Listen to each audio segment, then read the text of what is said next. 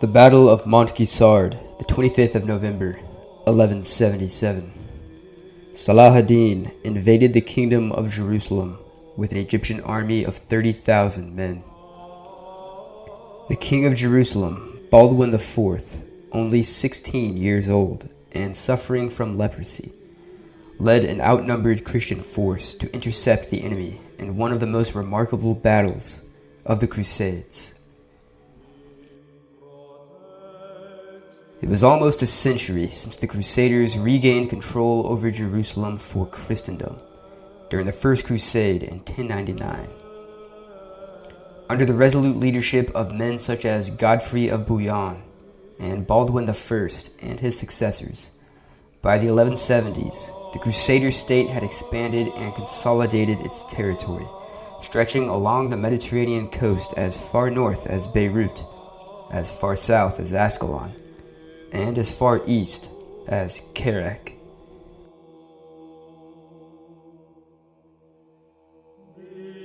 Meanwhile, the Islamic caliphates of Egypt and Baghdad were united under the leadership of Salah-ad-din. Born in Tikrit in present-day Iraq, his name Salah-ad-din was an epithet which means righteousness of the faith. His real name was Yusuf ibn Ayyub ibn Shadi. His hold on power was still delicate at this time. In Egypt, he faced opposition because he was Sunni, and in Syria because he was Kurdish and a usurper. He intended to rally support by focusing on an external enemy. So he took up the cause of jihad, or holy war, determined to drive the Crusaders into the sea. In 1174, the king of Jerusalem, Amalric, died. He was succeeded by Baldwin IV, who at the time was only a teenager and was suffering from leprosy. The debilitating disease gradually caused him to lose feeling in his limbs, but despite this, he was a trained knight and was able to master horseback riding. Leprosy prevented Baldwin from marrying, so he hoped to secure an heir to the throne through the marriage of his sister Sibylla, who married William of Montferrat in 1176. William was the cousin of the Holy Roman Emperor and the King of France, so his marriage to Sibylla made it more likely for Jerusalem to receive additional aid and reinforcements from Europe. Baldwin even offered to resign the throne and give it to William, but in 1177, William fell ill from malaria and died, leaving Sibylla pregnant with the future king, Baldwin V.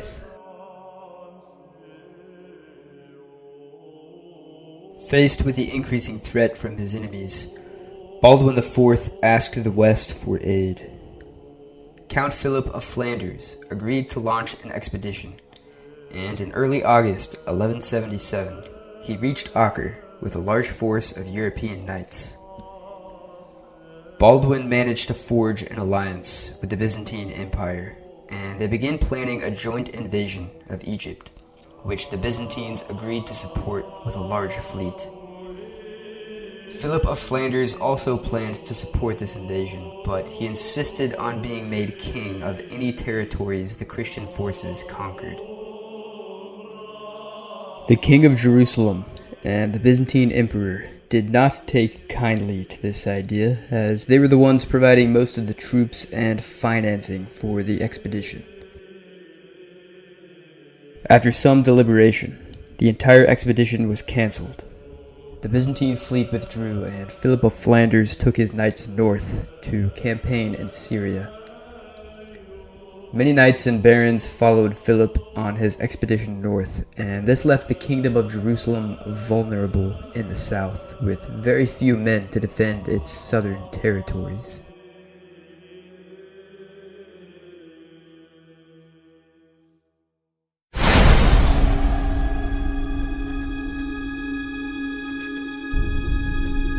Salah-ad-din gathered his forces in Egypt to defend against the Crusader and Byzantine attack. When he realized this attack was not coming, he seized his opportunity to strike.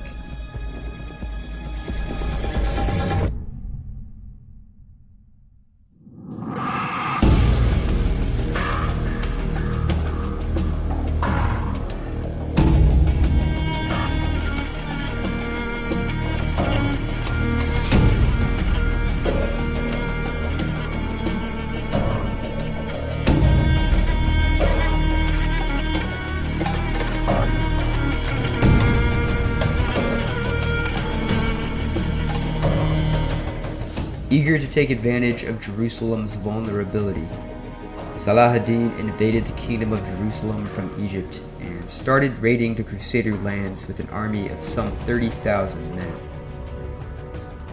The Sultan's forces consisted of mostly light cavalry, possibly around 20,000, with the rest of the force consisting of infantry and archers, as well as 1,000 Mamluks from the Sultan's personal bodyguard.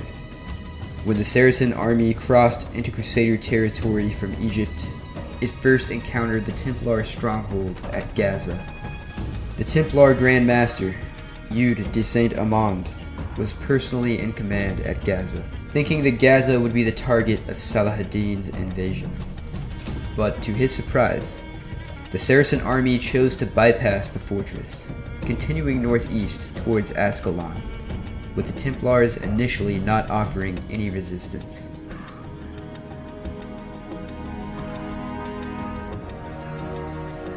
The news of Salah-ad-din's invasion plunged Jerusalem into panic. The king was only 16, he had no battle experience, and most of his experienced commanders were absent, with many participating in the northern campaign in Syria. The constable, Humphrey de Torin, fell ill and was not fit for combat. Nevertheless, King Baldwin rose to the occasion. He mustered what forces he could and made haste, marching to Ascalon. He arrived there just in time, right before Salah-ad-din's arrival on November 22nd. King Baldwin had control of the city, but like the Templars, at first hesitated to risk open battle.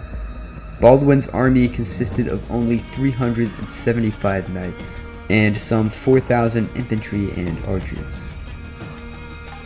Accompanying Baldwin was Reynaud de Chatillon, who had just been released from captivity in Aleppo in 1176. Reynaud was a sworn enemy of Salah-ad-din and was Baldwin's second in command at Montgisard. Also with the army was Baldwin of Ibelin, his brother Balian of Ibelin, Reginald Grenier, and Jocelyn III of Edessa. Baldwin's maneuver to Ascalon was a risky move, as Salah-ad-din was now in a position to keep the king's forces trapped inside Ascalon, while taking the rest of his army to strike at the now unprotected Jerusalem. This was exactly what the Sultan chose to do. Salah-ad-din continued north towards Jerusalem, pillaging and plundering the cities of Ramla, Lida, and Hebron. So confident of victory was he that he allowed his army to be spread out over a large area, thinking that Baldwin would not dare to attack with so few knights.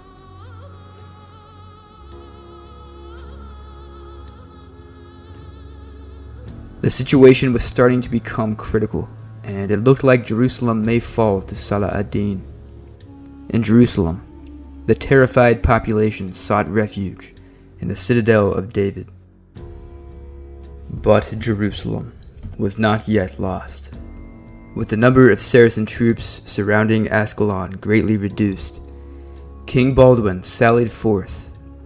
He sent word to the Templars at Gaza, and Eudes de Saint-Amand responded, joining forces with the king, bringing 80 Templar knights.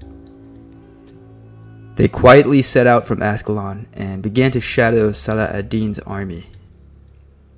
On the afternoon of November 25th, they caught up with the main body of Salah-ad-din's troops near Montgisard and Ibelin. Salah-ad-din was taken totally by surprise, and his army was in disarray. Some men were busy raiding and scattered across the countryside. The horses were tired from the long march, and some men did not even have their weapons ready. In a state of panic, they scrambled to form ranks against the enemy. Before the charge, King Baldwin ordered the relic of the true cross to be raised in front of his men. The king dismounted his horse, dropped to his knees, before the cross and prayed to God for victory. He then rose to his feet to cheers from his men.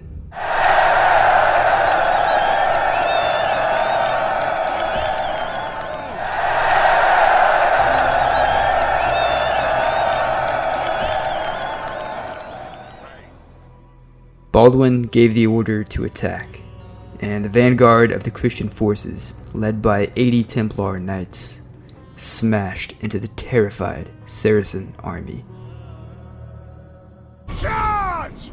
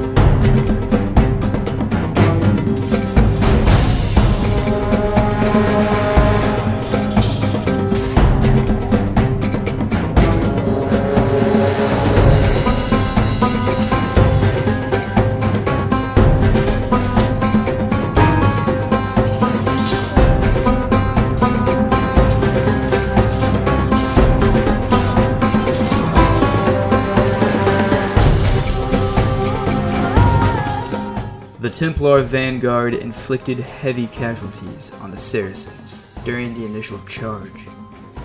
They were soon followed by the rest of the Crusader army, and Salah-ad-din's nephew, Taqi-ad-din, responded with his light cavalry.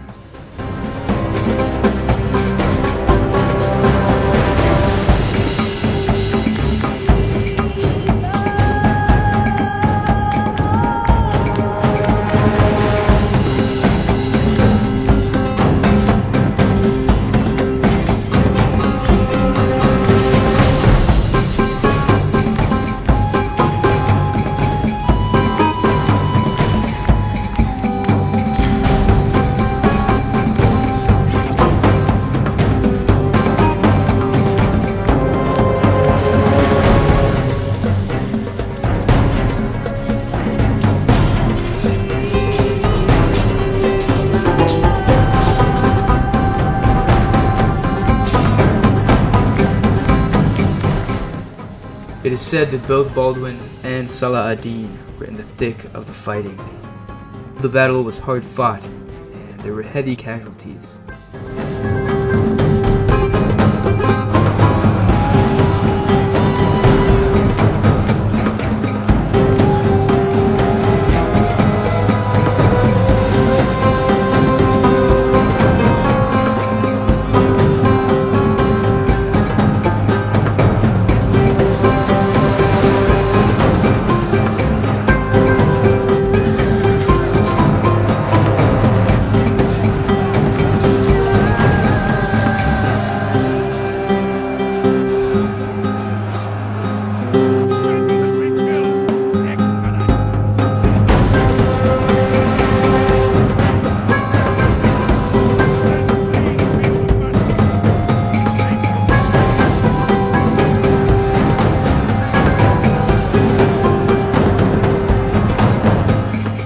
The Sultan's forces were shattered. It was a shocking and dramatic victory for the outnumbered Crusader army. Even Salah-ad-din himself came very close to being killed or captured, allegedly escaping on the back of a camel. The bulk of the Saracen army was totally annihilated. Those who were not slaughtered on the field soon found themselves scattered and defenseless. Baldwin's victorious army pursued them for 12 miles. As they fled across the desert, they were easy prey for the people of the Kingdom of Jerusalem, who had very good reason to seek revenge against the army who had just finished plundering their homes. Very few men of the Sultan's army made it home to Egypt. Salah-ad-din fled back to Cairo, reaching the city on the 8th of December, with only a tenth of his army. The Battle of Montgisard was truly a great victory for Baldwin and the Kingdom of Jerusalem. Salah-ad-din was so shaken by this defeat that he initially feared it would trigger revolts against his rule. He learned a valuable lesson from this defeat, and he swore never again to allow himself to become so overconfident. In subsequent campaigns against the Crusaders, Salah-ad-din used much more caution. It was not until after Baldwin IV had died in 1185 that Salah-ad-din truly had his revenge, with the crushing defeat of a Crusader army at the Battle of Hattin in July 1187, almost 10 years later. Baldwin's legacy and effectiveness as a leader is often overshadowed by the Crusader defeat at Hattin, yet it is notable that this happened 2 years after he had died, and while Baldwin was on the throne, despite his illness, the kingdom lost no territory, and it actually flourished.